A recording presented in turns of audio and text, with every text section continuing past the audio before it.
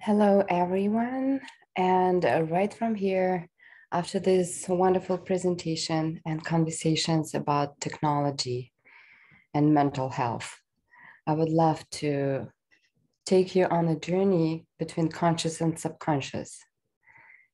So you can feel into your body and notice what is most present for you now at this moment. And for that, you can have your eyes opened or closed. If you choose your eyes to be open for now, I welcome you to extend your gaze to the periphery. So no particular object needs to be in your focus. Reaching right and reaching left sides of your gaze, above and below. And feel into your eyes relaxing. Switching you from a human doing to a human being state. And as you do so, I welcome you to notice what is happening to your breath rhythm right now.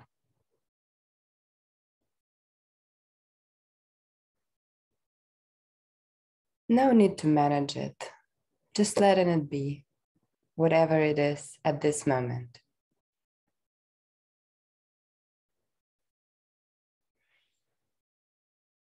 What is the quality of the air you inhale?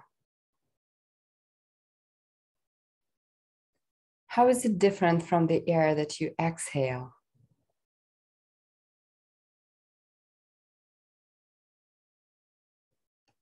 Probably you can tune into it without tuning the active thinker, but just activating the sensations of the body as the air travels in and out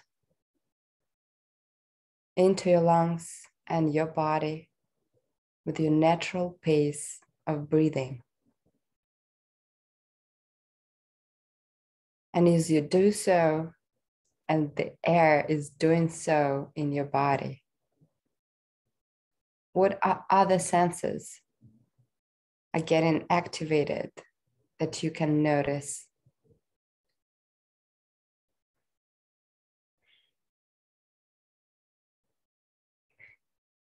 Maybe you can start sensing that every pore of your skin is a breathing organ that purifies with each exhale and fills up every cell with the substance of life on an inhale, whatever that substance is.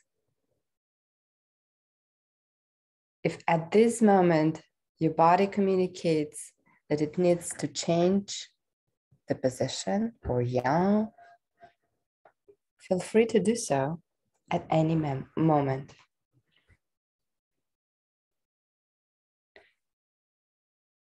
And as you give yourself permission to breathe and move the way you feel called, see if you can invite your attention to your pelvis and notice what happens if you send your exhales to your pelvis.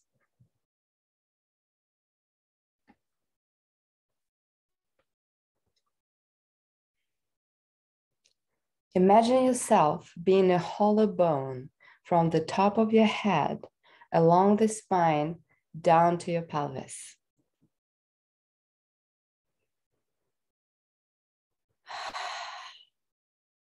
And as you breathe, allow yourself to feel any impulses that move through your body.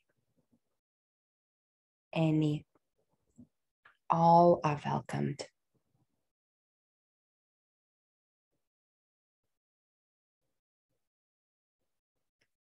There are always that your body wants to connect and tune into. There is always something And you can feel if there is something in your body right now that you want to connect deeper with the flow of your breath.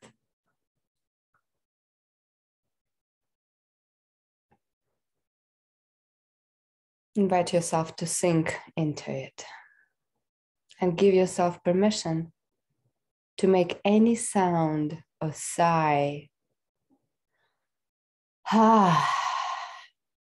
without giving it any particular meaning. Breathe into your belly and then sink even deeper into your pelvis. What wisdom messages coming through your pelvis, your body, sounds and breathing right now at this moment?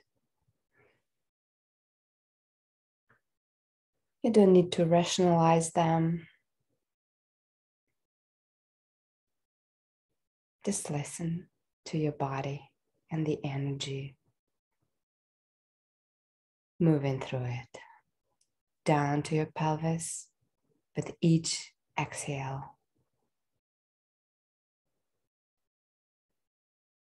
And grounding in the earth and gently transitioning into space.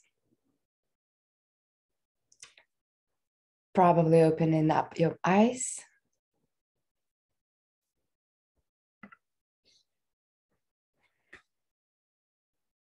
Welcome back. Happy to see you all here. Thank you for dropping in together. My name is Soboleva, and I'm happy to meet you right now at where you are and just as you are. I'm grateful for you to show up and express your interest as well as sharing your experience in hacking the health code. My life is dedicated to emergent global culture that is anchored in love and reverberating with the sound of freedom, which I think is the unique essence of a human spirit. And the core of my life is about living, at the core of my life is about living and loving as fully, richly, and freely as possible, while empowering others to do the same. In my life and work, I focus on yoga of relationship with the cosmos, with each other, and with the kingdom of all the planets and all these kingdoms that are present on the planet Earth. In my work, I incorporate the essential teachings of various esoteric traditions and mystery schools, the knowledge and techniques of transpersonal psychology, conscious relational principles, and energy healing arts. I combine it with a time-honored tradition of shamanism and tantra to cultivate the capacity to serve as a transformational catalyst and guide for awakening, healing, empowerment, and wholeness. In 2004, I embarked on a journey with a primal life force, and started exploring the energy paths in my own body by practicing Qigong and Tao Tantra. And I found it exquisitely blissful to surrender with a beginner's mind when exploring everything that the human body, energy, and consciousness has to offer in a state of total, ultimate openness. And open here is not just openness, one word. It's more like an objective, subjective, and the verb at the same time. Open totally and ultimately to anything, to complete transcendence and non-attachment to any outcome, even when there is a resistance. When you're able to sit down and feel and tell yourself open, even through a resistance or something that you hear that you don't want to hear, you go through open, and then at some point you realize there is nothing to defend. And this is a beautiful practice that I noticed and started practicing when I not just noticed I discovered the open state, which is bigger than just the freedom. And I was 22 and I kept it going and going and going.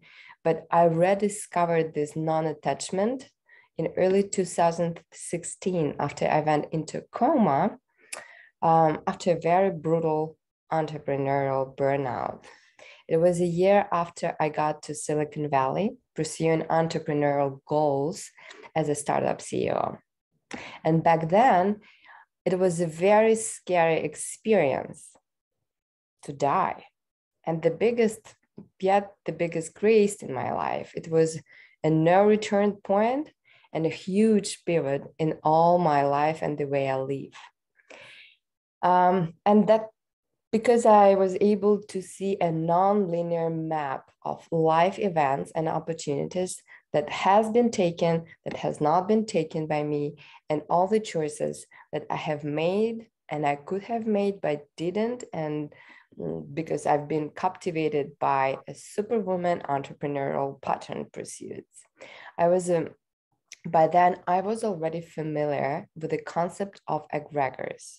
And if you are not yet, egregore is a congregation of a psychic energy, the energy of our thoughts, that is formed by two or more people, starting from a family of two people and more, a school or different types of organizations, including religious, medical, professional, political, sport, scientific, financial, fun clubs of different kinds, car lovers, fashion brand lovers, dog lovers, or book readers clubs.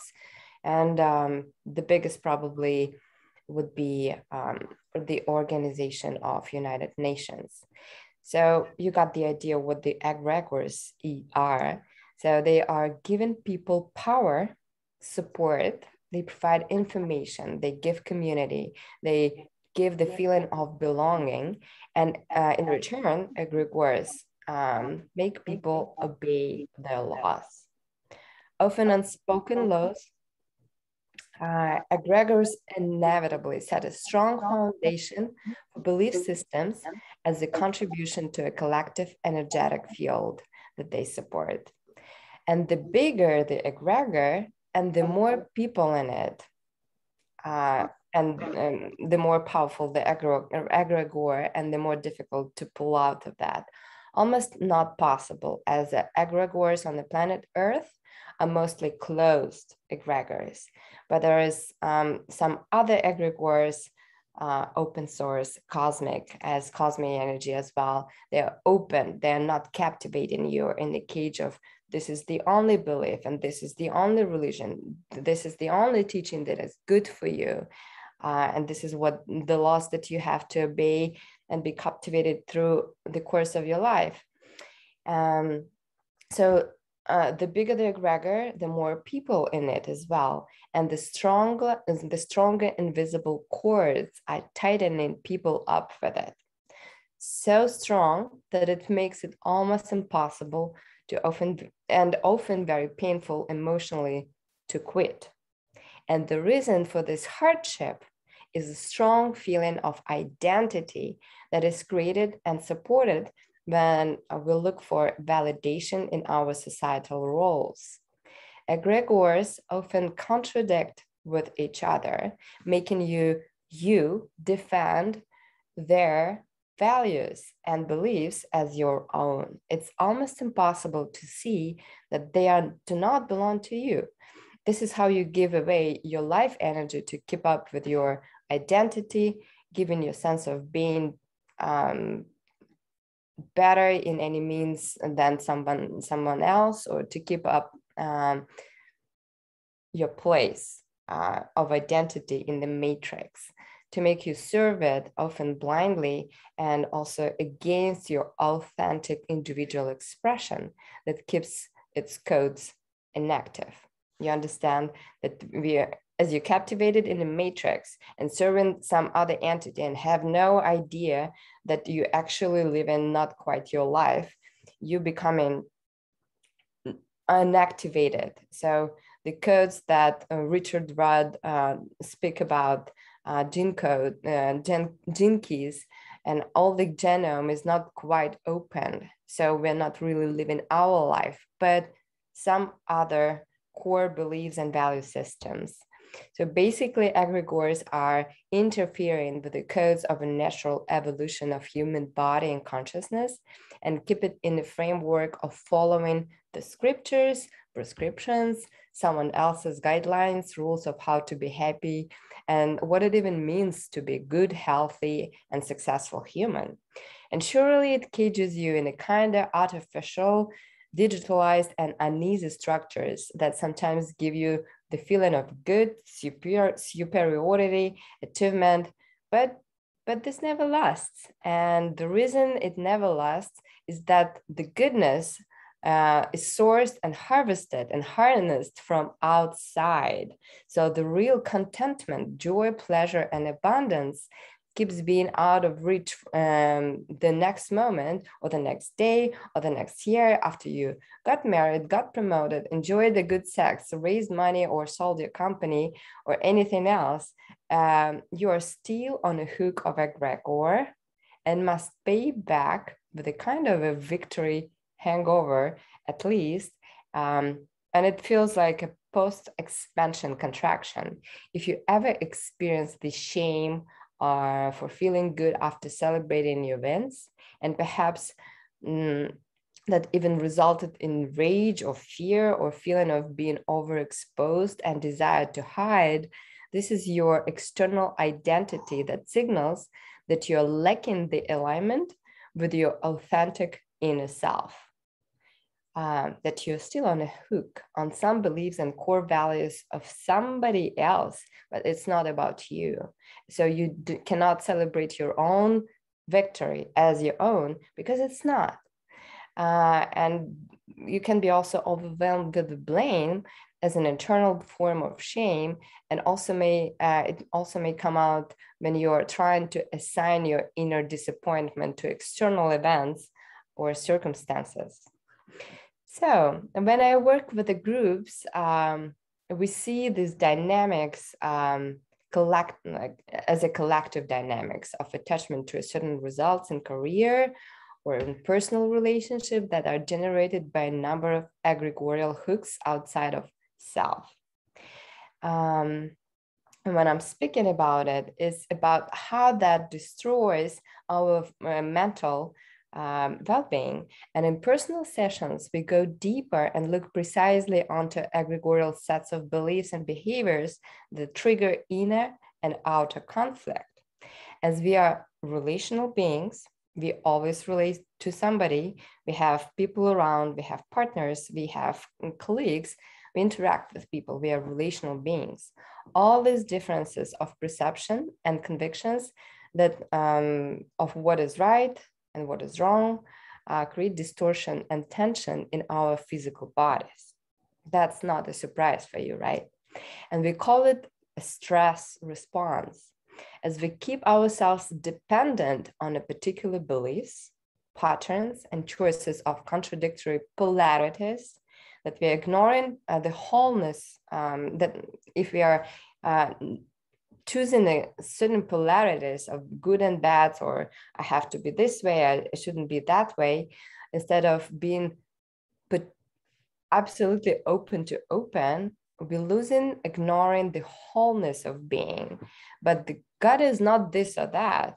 God is everything. And by denying one part, we are losing the wholeness. Whatever the denied or exiled part is, even when we are scared, in denial and refusal of looking for God, we are losing the conscientious part of us that is tending to get whole, our wholeness. So, and of course, it creates the struggle for our inner parts. We guard our psyche, we guard our nervous system to protect ourselves from uncanny and unknown. And when the mind reacts to a traumatic event, conflict, or situation, the body, the vessel, keeps the memory of fight or flight or freeze response. The thing that if the reason is not found for this response, being avoided to look at, and consequently haven't been healed timely. The mind keeps projecting the worst outcome in every similar or kind of similar situation. And each time, each day, it keeps triggering and activating the pain body. This results that we are again guarded, defensive, and our parasympathetic nervous system makes us fight against something or someone who isn't sharing dedication to similar values and beliefs, or we tend to run away from a situation to avoid the conflict, or we are getting numb emotionally and unexpressed verbally that blocks us. Bad news, this is that it doesn't go away anywhere from the body, and it keeps developing stress progressively and leads to depression, PTSD, somatic and chronic diseases. Energy levels in the body are consistently a law. The mind is foggy or too busy, and whatever beta frequency, and never, not beta, but better. It's not better than this. It's always busy mind, never relaxing. And with all of that, we criticize ourselves or explode at our partners or colleagues or getting burned out because there is no rest, there is no acceptance of wholeness, though there is fear to go there, and there is need to protect yourself and be defensive and have armor. Otherwise, I may die or something will happen to me again. But there is a good news. We have timeless wisdom from a number of ancient shamanic and healing schools and traditions as Tantra and CosmoEnergy, and they have transpersonal psychology, meditation, and somatic practices. And we can ask for guidance and for support, and we can gain awareness, kindness, and self-love, and we can elevate our consciousness. We can heal our minds and bodies by channeling the frequencies of wholeness and get back to our center. And what I just said, the good news and the good page, is something that I really, really love doing with people on my private sessions or in group dynamics. And CosmoEnergy is one of my favorite methods of healing. What I love about it the most, that it has been really, really instrumental to loosen up the fixed mind and turn around the inertia. What I mean with that, when you're coming out of some session or you got some journey or you had some really, really insightful conversation with somebody, you kind of figured things out and you've been helped and you felt supported. But as you're coming out of the door, you're back to a normal world and the same people are surrounding you, and you're rolling down the hill of your inside back with your inertia. And why I really love CosmoEnergy, and it's a set of channels of different types of frequencies, cosmic and planetary, that are helping you to align with a independent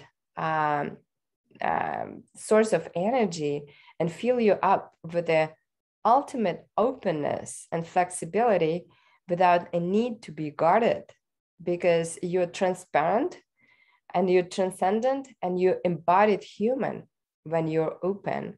And CosmoEnergy was really a big step for me in my healing arts exploration. It was several years of getting to a position. I don't want to say it is a position, but it's a certain level of masterhood. I am a master progressor, so I teach and initiate other people. And what I noticed, a very interesting thing about CosmoEnergy sessions, I complement with CosmoEnergy other sessions, whether it's Tantra workshop or is it relational therapy or it's just channeling work, because CosmoEnergy also at the highest levels provides channeling abilities to a person who really is really dedicated. And channeling is not just getting the information about other humans and body and the future of the planet and humanity. It is also the capacity of channeling the right frequency into your body that restores in all the 7 bodies and all the energy centers in your body that help you to really align with the environment around and really be in your sovereign access and be in your energy. And I noticed when I work with people in a private setting or workshop, I see a lot of amazement in their eyes when they discover something insightful about themselves and their relationship or their new abilities. And when CosmoEnergy channels are a part of a session or transmission, the inertia is not there after a session. The informational download keeps unfolding in the body energy consciousness system and allows the integration and rewiring process to happen with much higher transformation rate. I call it transformation rate. We cannot really measure it. But when we see the measurements of brain waves on EEG, when people are hooked up on it and experiencing the CosmoEnergy session, we see that brain goes to theta and delta frequencies, which is really inspiring because it happens in minutes and it's possible to maintain this state. And this is the way, it's not just my assessment, and this is what people who have not been hooked to EEG also noticing, and the students of my online CosmoEnergy healing course keep reporting a significant change in their perception as well as the physical and mental abilities. There is not so much more to, actually, there's a lot more to say about CosmoEnergy. And even scientific data that proves its efficiency in different stressful situations, PTSD, improvement in minor and major health issues, and the ease of its implementation for every human. You don't need to have a special certificates. You don't need to be a healer before that. You don't need to be a therapist, but you can be all that or neither of that. And I believe the course price is discounted for participants of this conference. And you can reach out for details if you are interested in CosmoEnergy healing and your new abilities and the ways you can help yourself to loosen your mind, to get into much more alignment and relaxation in the most overwhelming situations, so you're not getting burned out no matter what. There is a lot about, please reach out to me directly or to organizers of this conference. And there is some information, a lot actually, videos on CosmoEnergy on my YouTube channel. It's called Soboleva, and if you look in some videos, Deepak Chopra also somewhere in those videos given me a review for his healing and channeling CosmoEnergy session. And it's easy to find information about the course on other work and other work that I do as a coach, mentor, healer, and tantric shaman on my website, soboleva.com. And for now, I think I will complete my conversation, one-way conversation. And I want to thank all of you and organizers. It was an honor to be a part of HealthCode Conference. I strongly believe that the people like scientists and healers and entrepreneurs is definitely the people who are feeling into what is really needed now for humanity. And my role in this is a combination of not just the scientific data, because I really love data, but also senses of the body and somatic work and figuring out what else is needed for the body, not to just ascend from the planet Earth, but be ascended human on the planet Earth, and what all that means, and how to deal with the mental stress and body stress and how to get it all into alignment. And CosmoEnergy one, it's just really a gift for me, but there's other really beautiful techniques that I would love to share with you if you reach out to me on Facebook or on email using my website evesoboleva.com. Thank you so much.